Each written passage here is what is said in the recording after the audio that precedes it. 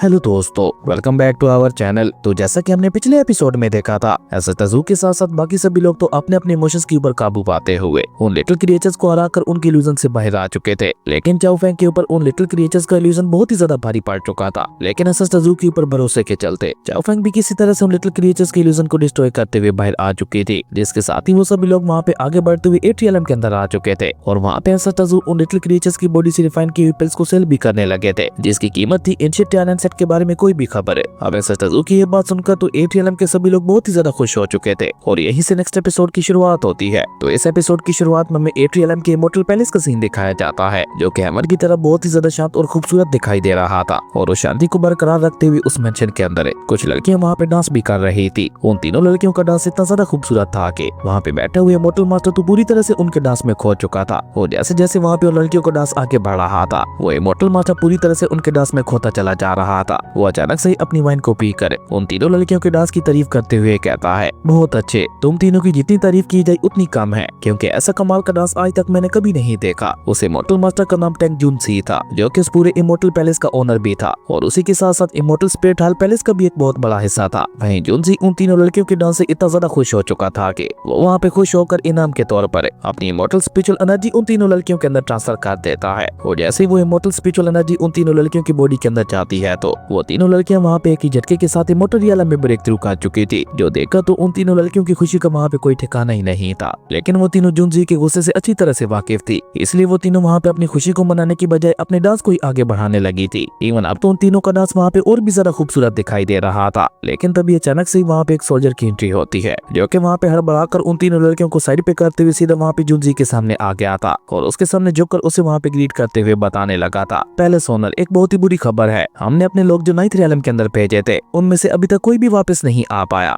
Even Zeng trading house से भी अभी तक हमें कोई खबर नहीं मिल पाई। नाइन्थ रियलम के अंदर खबर फैली हुई है कि उन सभी लोगों को ज़ू यंग खत्म कर चुका है। लेकिन उस सोल्जर की ये सारी बातें सुनकर तो हम देखते हैं कि जुनजी के ऊपर तो कोई भी असर नहीं हो रहा था। उल्टा वो वहाँ पे गुस्से से अपनी स्पिरिचुअल एनर्जी का इस्तेमाल करके अपने सोल्जर के ऊपर अटैक करके उसे वहाँ पे साइड पे हटाते हुए कहता है, तुम मेरा व्यू ब्लॉक कर रहे हो। अभी तो मैं इस डांस का मजा उठा रहा था। और अपने सोल्जर को वहाँ पे साइड पे करने के बाद जुनजी वहाँ पे एक बार फिर से स्माइल करते हुए उस डांस का मजा उठाने लगा था, जो देखकर तो वो सोल्जर भी वहाँ पे परेशान होते हुए अपने पैलेस ओनर से कहता है, पैलेस ओनर, क्या आपको इस खबर से कोई भी फर्क नहीं पड़ रहा? आपको तो शायद ये भी नहीं पता होगा कि ज़ू यंग अपने सभी साथियों के साथ हमारे एटीएलएम के अंदर आ चुका है, जिसका सीधा सीधा टारगेट आप ही होने वाले हैं। अगर एटीएलएम के अंदर किसी को भी पता चल गया कि ज़ू यंग आपको टारगेट कर रहा है, तो आपकी सारी की सारी इज्जत मिट्टी में मिल जाएगी। इतना सब हो जाने के बावजूद भी आप भला इतनी शांति के साथ कैसे बैठ सकते हैं? अब लगातार वहाँ पे अपने सोल्जर की ये बकबक सुनकर तो जुनजी भी वहाँ पे तंग आ चुका था। वो गुस्से से वहाँ पे एक बार फिर से अपनी इमॉर्टल स्पिरिचुअल एनर्जी को रिलीज करते हुए उससे कहता है, आखिर तुम बार बार मुझे इस मामूली से मैटर के लिए क्यों डिस्टर्ब कर रहे हो?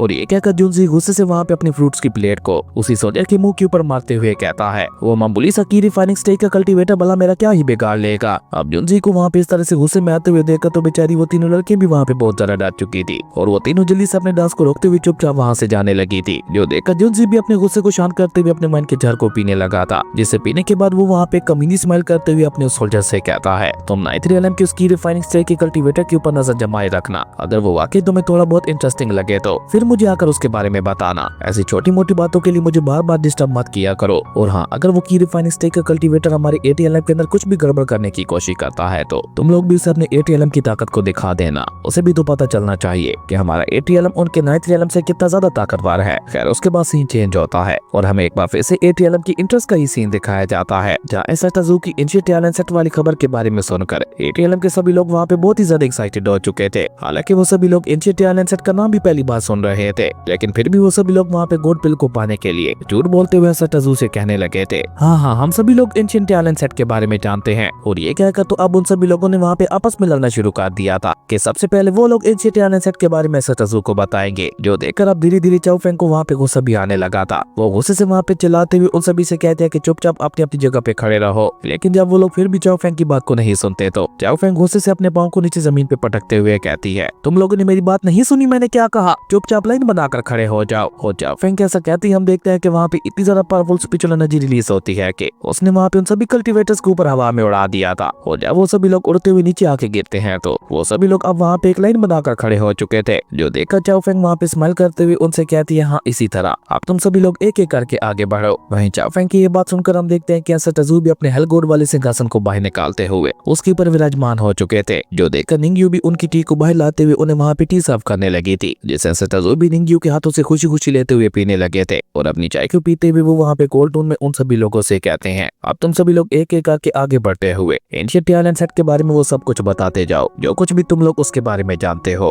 अब सताजू की ये बात सुनकर हम देखते हैं कि उनमें से एक कल्टीवेटर जल्दी से अपना हाथ ऊपर हवा में उठाते हुए कहता है, हाँ, मैं एंशिएंट टैलेंट सेट के बारे में सब कुछ जानता हूँ। मेरी ग्रैंड मदर के अंकल के great grandfather ancient talent set के पड़ोसी थे, और उनका जो ग्रैंडसन था वो एंशिएंट टैलेंट सेट का गेट कीपर भी था, जिसके चलते हमारा तो शुरू से ही एंशिएंट टैलेंट सेट के साथ बहुत सारा गहरा रिलेशन रहा है। और मेरी ग्रैंड मदर ने मुझे एंशिएंट टैलेंट सेट के बारे में सब कुछ बता रखा है। अब उस कल्टीवेटर की ये बात सुनकर हम देखते हैं कि लिंगजू वहाँ पे बुरा समूह बनाते हुए उससे कहता है, जहाँ तक मुझे याद है कि हमारे एंशिएंट टैलेंट सेट के पास तो कोई भी गेट कीपर नहीं था, तो फिर तुमने हमारे एंशिएंट टैलेंट सेट का गेट कीपर कहाँ से देख लिया? क्या तुम्हें पक्का यकीन है कि तुम हमारे एंशिएंट टैलेंट सेट के बारे में ही बात कर रहे हो? लिंगजू की ये बात सुनकर हम देखते हैं कि वो कल्टीवेटर वहाँ पे अपना सर को जाते हुए गंदी सी स्माइल करने लगा था, जिसे देखकर ही वहाँ पे पता चल चुका था कि वो वहाँ पे साफ साफ झूठ बोल रहा था। उसकी ग्रैंड मदर के अंकल के ग्रेट ग्रैंडफादर है। मुझे तो ये रिश्ता ही समझ नहीं आ रहा कि उसने ये बोला क्या था। और तभी अचानक से ही हम देखते हैं कि एक लड़की जल्दी से आगे बढ़कर उस कल्टीवेटर को वहाँ पे साइड पे धक्का देते हुए कहती है, तुम क्या यहाँ पे अपनी घटिया बकवास से सभी के दिमाग की नहीं कर रहे हो? बेवकूफ कहीं के, तुम तो एक अनाथ हो, तो फिर तुम्हें कैसे पता कि तुम्हारी ग्रैंड मदर कौन थी? और अपनी ग्रैंड मदर तो छोड़ो, क्या तुम्हें अपने फादर के बारे में भी कुछ पता है जो तुम यहाँ पे इतनी लंबी लंबी फेंक रहे हो? और ये भला कौन सा रिश्ता होता है? मेरी ग्रैंड मदर के अंकल के ग्रेट ग्रैंडफादर है। तुम्हारी इस घटिया बकवास ने तो यहाँ पे सभी का दिमाग ही खराब कर दिया। और ये कहकर वो लड़की अचानक से वहाँ पे स्माइल करते हुए सताजू से कहती है, मैं एंशिएंट टैलेंट सेट के बारे में काफी कुछ जानती हूँ, और मुझे उम्मीद है मेरी इन्फॉर्मेशन में आपको काफी ज्यादा इंटरेस्ट भी आने वाला है। जिस पर सताजू कोल्ड टोन में उससे कहते हैं, बोलो, मैं सुन रहा हूँ। अब सताजू की ये बात सुनकर हम देखते हैं कि वो लड़की भी वहाँ पे अपनी बकवास को आगे बढ़ाते हुए कहती है, मेरे मास्टर का एंशिएंट टैलेंट सेट के साथ बहुत ही ज्यादा गहरा रिलेशन था। इवन आप ये भी कह सकते हैं कि एंशिएंट टैलेंट सेट को बनाने में उनका भी बहुत बड़ा हाथ था। मैंने एक बार अपने मास्टर और एंशिएंट टैलेंट सेट के मास्टर को मीटिंग करते हुए देखा था, जिसमें वो लोग डिस्कस करते हुए ये कह रहे थे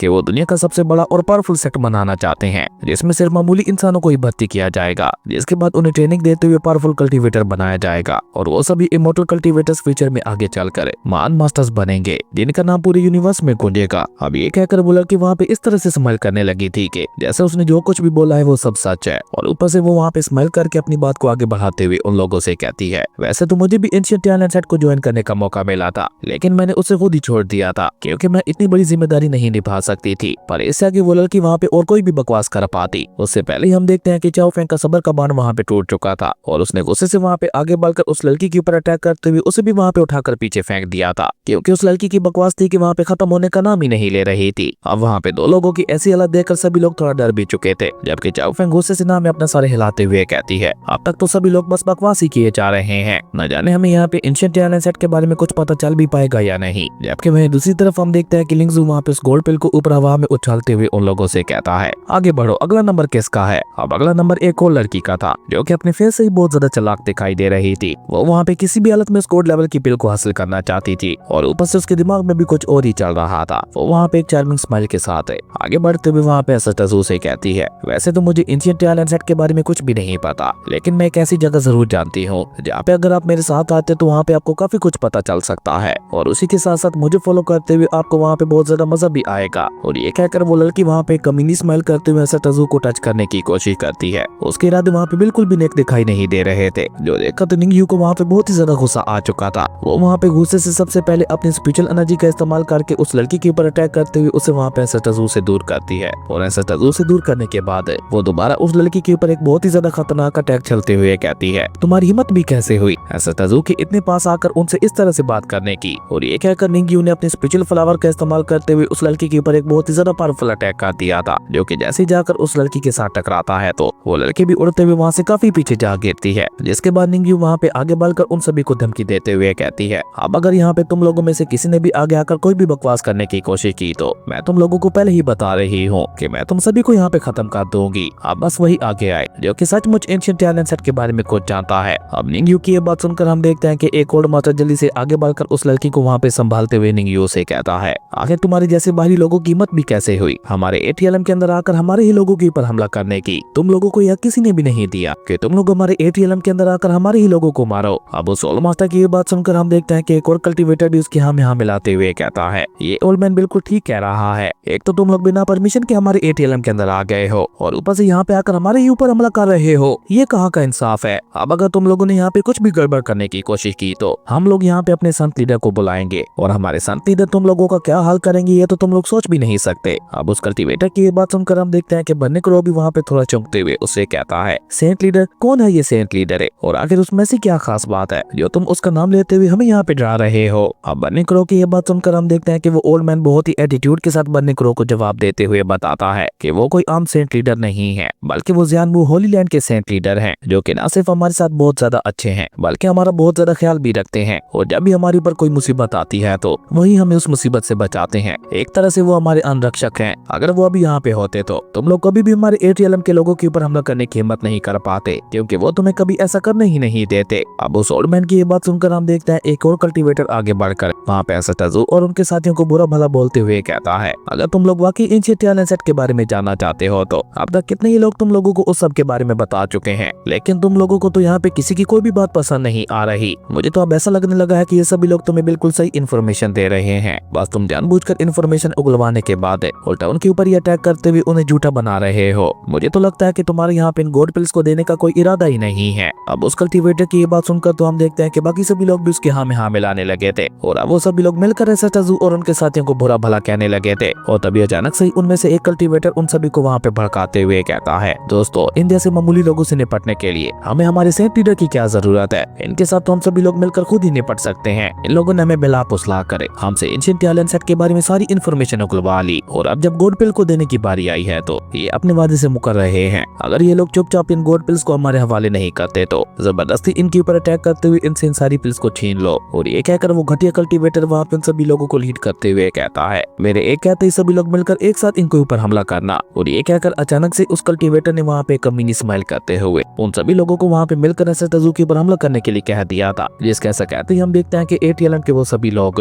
बहुत ही तेजी के साथ वहाँ पे एसेटजू और उनके साथी के ऊपर हमला करने के लिए आगे बढ़ते हैं। जो देखकर तो वहाँ पे लिंगजू और बाकी सभी के फेस के ऊपर भी स्माइल आ चुकी थी क्योंकि वो लोग वहाँ पे अच्छी तरह से जानते थे क्या बाकी इन सभी के साथ यहाँ पे क्या होने वाला है। वहीं एसेटजू जो कि वहाँ पे बैठे हुए अपनी चाय पी रहे थे, उनकी नजर अचानक से अपने सामने आ रहे लोगों के ऊपर पड़ती है जो कि एसेटजू को वहाँ पे अपनी तरफ आते हुए बहुत ही ज्यादा स्लो दिखाई दे रहे थे। असल में तो ये मामूली से लोग एसेटजू के लिए एग्जिस्ट ही नहीं करते थे। अगर वो अपनी आंख का इशारा भी उन लोगों की तरफ कर देते तो उन सभी की वहाँ पे मौत हो जाती, लेकिन अभी के लिए क्योंकि एसेटजू उन्हें वहाँ पे मारना नहीं चाहते थे इसलिए वो वहाँ पे बस अपने कप को नीचे टेबल पे रख देते हैं और उनके कप रखते ही वहाँ पे इतनी ज्यादा powerful divine supreme energy release होती है कि वो सभी के सभी लोग जो कि वहाँ पे एसेटजू के ऊपर हमला करने के लिए आगे बढ़ रहे थे वो वहाँ पे एक ही झटके के साथ उड़ते हुए पीछे जा गिरते हैं और पीछे गिरकर डर के मारे वहाँ पे जोर जोर से चिल्लाने लगे थे। बेचारे उन सभी लोगों को वहाँ पे कुछ समझ ही नहीं आ रहा था कि आखिर वहाँ पे ये सब उनके साथ हो क्या रहा है। और ऊपर से एसेटजू की डिवाइन सुप्रीम एनर्जी को बर्दाश्त न करते हुए वो सभी लोग अपनी अपनी जगह पे गिरकर बेहोश भी हो चुके थे। जो देखकर चाओ फेंग भी गुस्से से वहाँ पे चिल्लाते हुए कहती है, अगर ये सभी लोग यहाँ पे इसी तरह से बार बार हमारे रास्ते में आते रहे तो ये हमें बार बार डिस्टर्ब करेंगे, इसलिए बेहतर यही रहेगा कि मैं अभी के अभी इन सभी लोगों को यहीं पे खत्म कर दूं। और ये कहकर चाओ फेंग ने वहाँ पे उन सभी को खत्म करने के लिए अपनी फ्लेम फिनिक्स को भी समन कर लिया था और उन्हें कंट्रोल करते हुए चाओ फेंग ने वहाँ पे उन सभी लोगों के ऊपर हमला करने का भी आदेश दे दिया था, जिसके चलते वो सभी स्पिरिचुअल फिनिक्स से बहुत ही तेजी के साथ उन सभी लोगों के ऊपर हमला करने के लिए आगे बढ़ जाते हैं। पर तभी अचानक से हम देखते हैं कि उन सभी लोगों के ऊपर बहुत ही ज्यादा पावरफुल स्पिरिचुअल एनर्जी इकट्ठा होने लगी थी, जिसने देखते ही देखते वहाँ पे मोटर कल्टीवेटर का भी रूप ले लिया था। और ये मोटर कल्टीवेटर कोई और नहीं बल्कि होली ज़ियानबू लैंड का वही सेंट था जिसके बारे में वो सभी लोग बातें कर रहे थे। और इस सेंट का नाम जाओ जी था जो कि खुद को एटीएलएम का रक्षक भी मानता था। और जैसे ही जाओ जी अपने लोगों की ऐसी हालत देखता है तो वो भी वहाँ पे काफी ज्यादा परेशान हो चुका था। लेकिन अचानक से उसकी नजर वहाँ पे चाओ फेंग के स्पिरिचुअल फिनिक्स के ऊपर पड़ती है जो कि वहाँ पे उन सभी की जान लेने के लिए आगे बढ़ रहे थे। ये देखकर जाओ जी भी जल्दी से अपनी सोड को बाहर निकालकर वहाँ पे चिल्लाते हुए कहता है, नहीं रुक जाओ प्लीज, उन्हें मारना मत।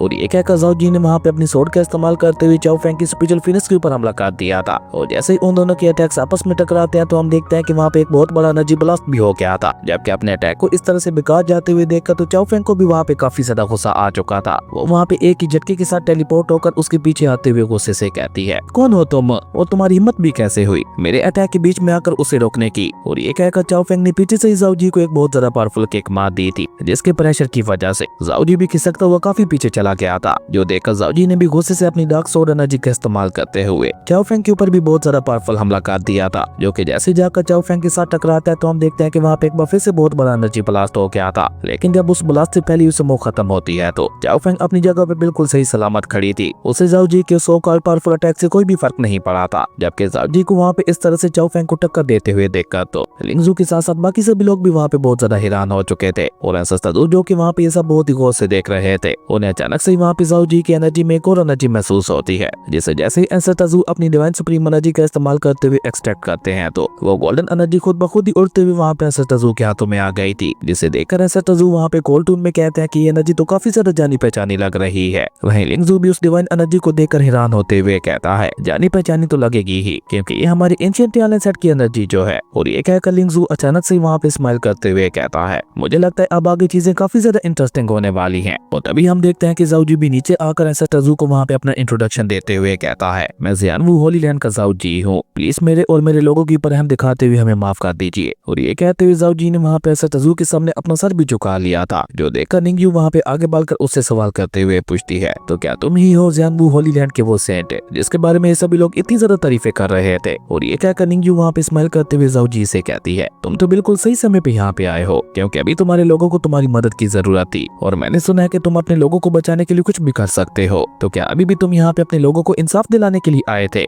अब निंगयू की ये बात सुनकर हम देखते हैं कि जाओ जी भी उसे वहाँ पे जवाब देते हुए बताता है कि वैसे तो इनमें से कोई भी मेरे जियानवू होली लैंड से बिलोंग नहीं करता, लेकिन फिर भी ये लोग मुझे एडमायर करते हुए अपना सेंट लीडर मानते हैं, जिसके चलते मैं इन सभी लोगों को अपने लोगों की ही तरह प्यार करता हूँ। मुझे नहीं पता इन लोगों ने ऐसी क्या गलती की थी जिसके चलते आप इन्हें मारना चाहते थे, पर वो जो भी था प्लीज उसे भूल जाइए। इन सभी की तरफ से मैं आपसे माफी मांगता हूँ। और ये कहते हुए जाओ जी ने वहाँ पे एक बार फिर से एंसेस्टर के सामने अपना सर झुका लिया था। अब जाओ जी की ये सारी बातें सुनकर हम देखते हैं कि एंसेस्टर को वहाँ पे काफी ज्यादा गुस्सा आ चुका था। वो अचानक से वहाँ पे अपनी डिवाइन सुप्रीम एनर्जी को रिलीज करते हुए गुस्से से कहते हैं तुम्हें यह किसी ने भी नहीं दिया कि तुम खामखा यहाँ पे आकर इन लोगों की रक्षा करो। और ऐसा तजू कैसा कहती है हम देखते हैं कि उनकी डिवाइन सुप्रीम एनर्जी ने बहुत ही तेजी के साथ आगे बढ़कर वहाँ पे उन सभी लोगों के ऊपर हमला करते हुए उन्हें वहाँ पे जलाकर राख कर दिया था। और इस सब के साथ साथ हम देखते हैं कि जाओ जी के ऊपर भी बहुत ज्यादा पावरफुल ऑरा प्रेशर पड़ने लगा था। इवन ऐसा तजू के ऑरा प्रेशर की वजह से बेचारा जाओ जी वहाँ पे अपनी जगह से हिल तक भी नहीं पा रहा था, जो देखकर जाओ जी भी वहाँ पे हैरान होते हुए अपने मन में कहता है आखिर ये किस तरह का पावरफुल ऑरा प्रेशर है, मैं तो अपनी जगह से हिल तक भी नहीं पा रहा। ये पर्सन जो कोई भी है बहुत ही ज्यादा ताकतवर और खतरनाक है, क्योंकि आज तक ऐसा खतरनाक एक्स्ट्रा ऑर्डिनरी और पावरफुल ऑरा प्रेशर तो मैंने अपनी लाइफ में कभी नहीं देखा।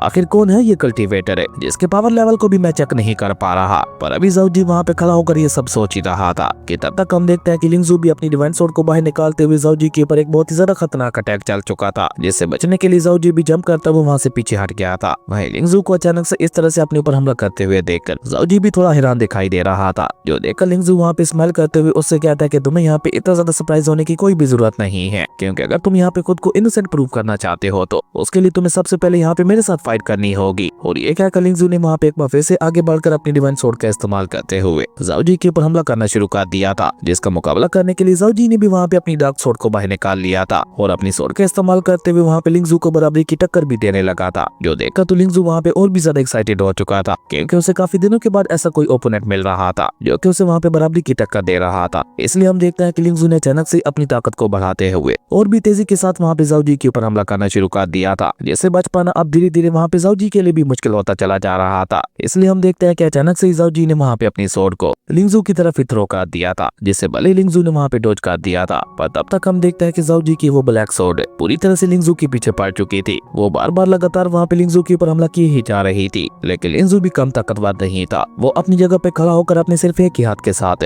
उसके सभी हमलों को बहुत ही आसानी के साथ रोकते जा रहा था। और इस बीच जाओ जी को भी वहाँ पे अपने अटैक को रेडी करने का मौका मिल चुका था, और अचानक से उसने वहाँ पे अपनी मून बेरी स्टार टेक्निक का इस्तेमाल करते हुए पीछे से ही लिंगजू के ऊपर एक बहुत ज्यादा खतरनाक हमला कर दिया था, जिसका मुकाबला करने के लिए लिंगजू भी अपनी स्वॉर्ड को वहाँ पे आगे बढ़ा देता है। लेकिन जैसे जाओ जी का अटैक आकर वहाँ पे लिंगजू के साथ टकराता है तो वहाँ पे चारों तरफ डार्क कोरा फैल गया था, जिसके चलते वहाँ पे किसी को कुछ भी नजर नहीं आ रहा था। लेकिन जब वो डार्क कोरा वहाँ पे खत्म होता है तो हम देखते हैं कि लिंगजू ने वहाँ पे जाओ जी के अटैक को रोकते हुए उल्टा वहाँ पे उसकी डार्क स्वॉर्ड को भी पकड़ रखा था, और वो वहाँ पे अपनी डिवाइन स्वॉर्ड को बहुत ही तेजी के साथ मूव करते हुए जाओ जी से कहता है तुम उतने ज्यादा बुरे भी नहीं हो, क्या तुम मुझे बता सकते हो कि अभी अभी तुमने जिस टेक्निक का इस्तेमाल किया था वो तुम्हें किसने सिखाई थी? लिंगजू की ये बात सुनकर तो हम देखते हैं कि जाओ जी उसे वहाँ पे कोई भी जवाब नहीं देता, उल्टा वो वहाँ पे अपनी एक और फॉरबिडन सीक्रेट टेक्निक का इस्तेमाल करते हुए अपने डार्क कोरा को रिलीज करने लगा था, जिसका इस्तेमाल करके उसने वहाँ पे अपनी डार्क स्वॉर्ड को भी लिंगजू के हाथों से आजाद करवाते हुए उसे वहाँ पे वापस अपने पास बुला लिया था। लेकिन लेकिन उसकी वो डार्क स्वॉर्ड वहाँ पे उसके पास आ पाती। उससे पहले हम देखते हैं कि लिंगजू उसके पीछे टेलीपोर्ट होकर दोबारा वहाँ पे उससे सवाल करते हुए पूछता है, आखिर कौन है तुम्हारा मास्टर? अब अचानक से अपने पीछे से लिंगजू की आवाज सुनकर जाओ जी ने अचानक से पीछे पलटते हुए लिंगजू के ऊपर अपनी सोट से हमला कर दिया था, जिसे लिंगजू ने वहाँ पे स्माइल करते हुए बहुत ही आसानी के साथ अपने सिर्फ एक ही हाथ से रोक लिया था, जो देखकर बेचारा जाओ जी वहाँ पे काफी ज्यादा हैरान दिखाई दे रहा था। हालांकि वो लिंगजू के हाथों से अपनी डार्क स्वॉर्ड को छुड़ाने के लिए काफी ज्यादा ताकत लगा रहा था, लेकिन उसकी किसी भी पावर का लिंगजू के ऊपर तो कोई भी असर नहीं हो रहा था। और अचानक से लिंगजू दोबारा वहाँ पे स्माइल करते हुए कोल्ड टोन में उससे कहता है, क्या तुम एंशिएंट टैलेंट सेट के बारे में कुछ जानते हो?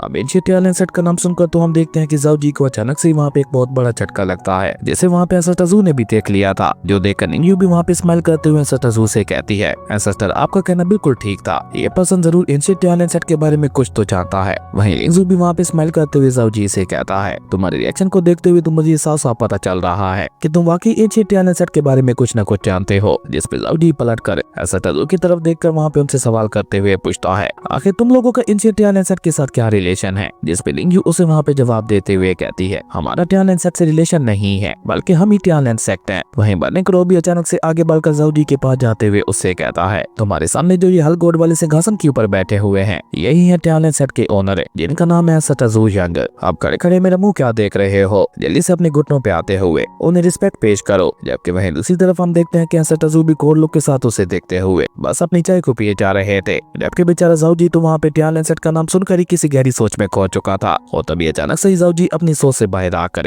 एसेटजू से माफी मांगते हुए कहता है कि प्लीज मुझे माफ कर दीजिएगा, जो मैं यहाँ पे आप लोगों को पहचान नहीं पाया। असल में मैं टैलेंट सेट को काफी ज्यादा एडमायर करता हूँ। आप सभी लोग एक तरह से मेरे लिए आइडल हैं और आज आप सभी लोगों से मिलकर मुझे काफी ज्यादा अच्छा लग रहा है। मुझे यकीन नहीं हो रहा कि मैं हमारी पहली मुलाकात में आप लोगों को पहचान नहीं पाया। हालांकि मुझे लगता था कि मैं एंशिएंट टैलेंट सेट के लोगों को कहीं से भी देख लूंगा तो मैं उन्हें पहली नजर में ही पहचान लूंगा। जाओ जी की ये बात सुनकर हम देखते हैं कि एसेटजू वहाँ पे अपने सिंहासन से उठ चुके थे और वो चुपचाप जाओ जी को इग्नोर करते हुए वहाँ से आगे बढ़ जाते हैं। जो देखकर जाओ जी भी वहाँ पे एक बार फिर से अपना सर झुकाते हुए एसेटजू से कहता है, एसेटर प्लीज मुझे माफ कर दीजिए। जिस पर एसेटजू वहाँ पे ओके करते हुए आगे बढ़ जाते हैं। जो देखकर जाओ जी पीछे से उन्हें वहाँ पे रोकते हुए कहता है, एसेटर क्या आप प्लीज मेरे ऊपर एक फेवर कर सकते हैं? मैं आपको और आपके सभी डिसेबल्स को अपने ज़ियानवू होली लैंड के अंदर इनवाइट करना चाहता हूँ। अब ये सुनकर तो हम देखते हैं कि एसेटजू अचानक से अपनी जगह पे रुक जाते हैं। जो देखकर बेचारा जाओ जी काफी ज्यादा घबरा गया था, क्योंकि उसे वहाँ पे लग रहा था कि शायद अनजाने में वो वहाँ पे कोई गलती कर बैठा है। तभी अचानक से निंग्यू पलट कर उसे वहाँ पे जवाब देते हुए कहती है, एसेटजू तुम्हारी ज़ियानवू होली लैंड के अंदर जरूर आना चाहेंगे, जल्दी से उन्हें अपने होली लैंड का रास्ता दिखाओ। और निंग्यू के ऐसा कहते ही हमारे यह कमाल का एपिसोड यहीं पे खत्म हो गया था। दोस्तों अगर आपको ये वीडियो अच्छी लगी तो लाइक कर दें और अगर चैनल पे नए आए हो तो सब्सक्राइब करते जाना। तो मिलता है एक नई वीडियो में, तब तक के लिए बाय।